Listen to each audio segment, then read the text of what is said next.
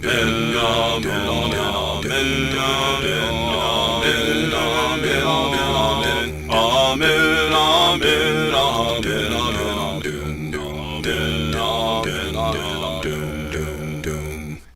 is Jason Reed Pratt, author of Cry of Justice!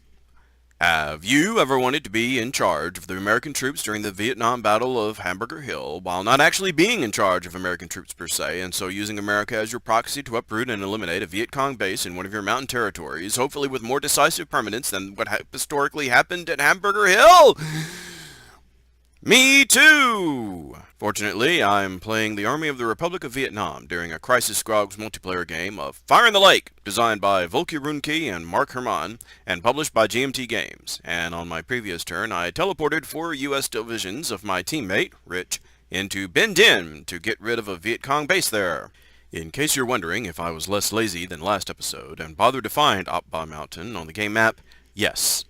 Yes, I did. It's up here, roughly. The card event doesn't have to be played in Quang Tri. The event can move up to 4 U.S. divisions into any mountainous territory and then remove a Viet Cong base if it's there, which there currently is in Quang Tri. So that would have been just as valid as a target, but I already have coin control here, and hitting Binh Dinh's base gave me another 2 points to my score. Let's take a minute to provide an overview of our positions. The United States, led by Rich, is still currently winning the game by a score of 52 points combined from his available troops and bases back home. The U.S. scores for having a strong army not in Vietnam, and from generally good support from my regime around South Vietnam. The support could be better, but it's okay. There are some areas near Saigon I need to raise support in, and up here my attempt at rooting out Quang Tin has ended abruptly in some disaster, but otherwise things are looking sufficiently good.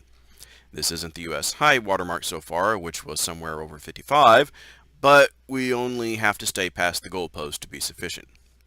It may not be obvious, but the Viet Cong, played by Larry, also known as Arizona Tank or Az-Tank, is currently hanging tough in second place. That's because his score of 27 up there is only 9 points away from reaching his own goalpost of 36. That's partly thanks to still having 2/3 of his bases on the map, and partly thanks to him still keeping hold of several important provinces with active opposition against my regime. Those areas with 2 population add up fast, and they count double for his score when they're so opposed to me. Beyond that, he has 80% of his potential forces deployed. All he gets are special operation teams and bases, and while his special forces don't affect his score being in the field, it gives him more flexibility at doing things. They're spread handily out over the map too, with high concentrations in some areas. His only real problem at the moment is that he only has 12 cash, but that's still like 36 of my cash, and I only have 44, so he isn't far behind me in operational ability. Cash is mainly used to finance operations. Plus the Viet Cong have more ability to raise cash between coups than many of the rest of us, so if Lurie wants or needs more funds, he can get it with a little work. I'm coming in third, being 12 points away from my goalpost, the same 51 points as the United States. But it helps that my teammate is already there. What doesn't help is that both of us have to cross that line to win, while only one of Team North has to cross their lines. It also doesn't help that I have the most difficulty scoring points in the game. I convert population to points by superior military control in an area, including with help from the United States, like here at Binh Dinh. But I don't get to count double points like the United States and Viet Cong for support. Binh Dinh, for example, is giving the United States 4 points in support, and could give the Viet Cong 4 points in support, or opposition to me, rather. But Binh Dinh can only give me 2 points due to control. I can't get more points by putting bases on the map either, which I potentially only have 3 of anyway, and 2 are currently out of play entirely over here. Instead, I have to convert actual or future cash to patronage. That's this chip up here, which I can only do with a card event or a special mission, and usually this comes at a cost of poisoning my relationship with the people, who understandably don't like my corruption. This would not only reduce my teammate's score, because he scores when the people support me, but if I press it too far, I can make a city or province easier for Team North to operate in. Still, if I could just govern these 3 areas enough, Binh Dinh, Hue, and Quang Tri, I could score my 12 remaining points and go home for the day. The North Vietnamese army, played by Dave, is deeply in 4th place right now. They only have 4 points of score at all out of 19 needed to win, and that's totally due to these 4 bases on the board. For goodness sake, it's about to be turn 9 already. He hasn't put 1 troop on the board, or 1 more base, or even 1 more spec. What has he been doing for 8 turns? Well, one thing he's been doing is collecting cash. His 22 cash up there is equal to 66 of mine, and I only have 44 right now. He's got half again as much operational power as I do. Though, of course, I have been spending mine, and he hasn't really. He has also been building up his trail power, which will allow him to start pumping out units at an exponential rate, and which gives him a slick conveyor belt for cheaply moving his units around most of the map. Moreover, with his MiG jets over there, he has set things up so that U.S. Rich can only bomb the trail back down by sacrificing his own troops to casualties, which puts them temporarily, or, if enough are gathered together, more permanently out of play, and meanwhile lowers his own score. Now would be a reasonably good time, come to think of it, for Rich to shoot the trail anyway, because Rich took the medevac option last turn, which will save all his casualties at the next coup. Dave has pulled the permanent ability to shoot his artillery 3 times per mission instead of only twice. He needs troops to do that, so it isn't a threat yet, because he has no troops on the board, but that could be a problem later. With that overview of the map, I'd say Team South, the counterinsurgents, I, Arvin, and Rich, the U.S., are basically ahead. Relative to our goalpost, Team South has a score of 89.2%, while Team North is more like 75%. But Team North's score is based on which of them is closer. The Viet Cong is closer right now, because only one of them has to cross the line. This is very important. Ours is a composite score because both of us have to cross the line. The Team North composite is more like 48%.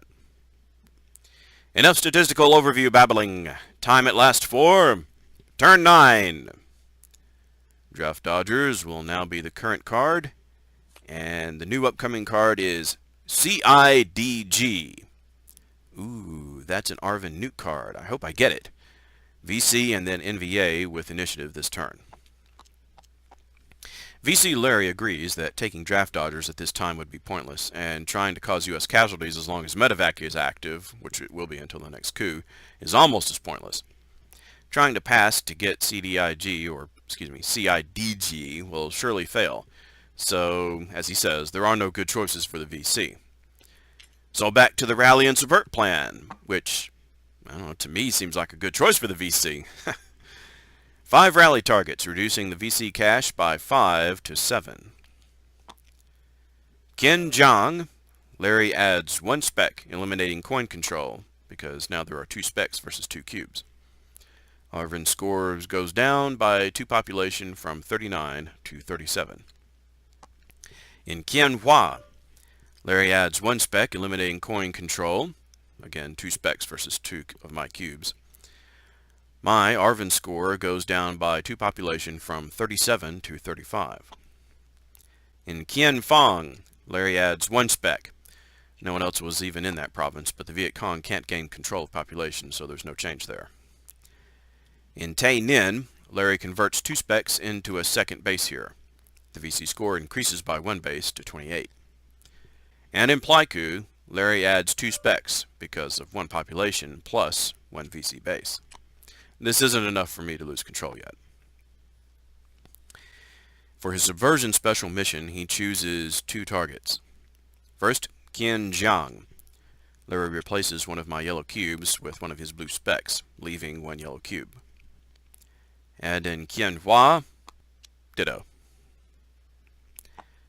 Since 2 cubes were removed in subversion, I am deducted -1 patronage from 14 to 13, reducing my score 1 point to 34.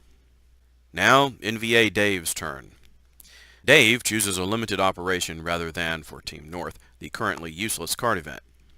The NVA chooses Rally, with Parrot's Beak as the single target area. Dave can and does bring in 4 red specs. That's from the trail value of 3 plus 1 base. If I seem to be bringing only 3 specs in for him, this was my miscount. It should have been 4, and I promise I will fix this in between episodes. This costs 1 cash, decreased down to 21. Then, per rally option, he spends another 2 cash down to 19, improving the trail to 4. Remember, a limited operation, you can only have one target for your operation. But rally allows him to improve the trail regardless of how many spaces he chooses for putting in a rally. In fact, he doesn't have to put in a space at all. He can have no spaces for a rally and still improve the trail. This begins a trickle, or even a bit of a gush, which might turn into a tsunami. A tsunami that can teleport up and down the trail at will because he's got a trail value of 4 now. This brings us to turn 10. The CIDG card is now current. The new upcoming card is Tunnel Rats. I, Arvin, get first initiative and US Rich will get second.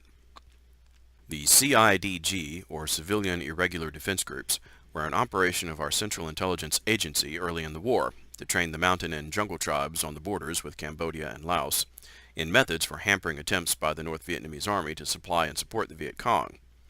Soon the American Green Berets arrived to take over both training and advisory support roles. The United States specs on the board somewhat represent the Special Forces groups built from this program, which is why they're called irregulars in the game. By 1970, the Special Ops groups were mostly regular soldiers, and the remaining survivors of the original program were inducted into the Arvin Rangers, the yellow specks of my faction, the Army of the Republic of Vietnam. But this card represents where the program started. The card allows me to replace a random die roll of VC Guerrillas anywhere in South Vietnam spaces with my choice of any mixture of Rangers, my yellow specks, irregulars, the United States green specks, or police, my orange cubes. I'm not a big fan of random rolls in this game, but Lord knows I could use some of my specs on the board, not to say fewer VC. This could also be a way for me to put police into the provinces, since I don't have many ways of moving them there. Plus, VC Larry is almost guaranteed to take the hiddens next time rather than play an op, especially so that his teammate NVA-Dave can play a proper rally op with infiltrate to get his troops on the board after all this time. So I decided to go for it. I rolled a 1. The lesson here is don't gamble in this game unless you're truly desperate. So what can I do with 1 spec replacement? Well, lucky for me, Larry just added a single spec to Kien Phong, a nice juicy province with no one else in it. So I swapped that spec out with a yellow spec, my ranger. Coin control is reestablished there, and my score as Arvin goes up 2 population to 36. By the metric I introduced earlier, Team North, led by the Viet Cong, has improved their score to 77.777777 forever %, whereas we've slipped a few notches to 86.3%. With the trail value at 4 and plenty of cash to spend, NVA-Dave is positioned to start working his own way up the scoreboard to his own goal of 19 points, supporting his leading teammate along the way. And it's now their turns of doom. Doom, doom, doom, doom, doom, doom, doom, doom. Amen, amen, amen, amen, amen, amen.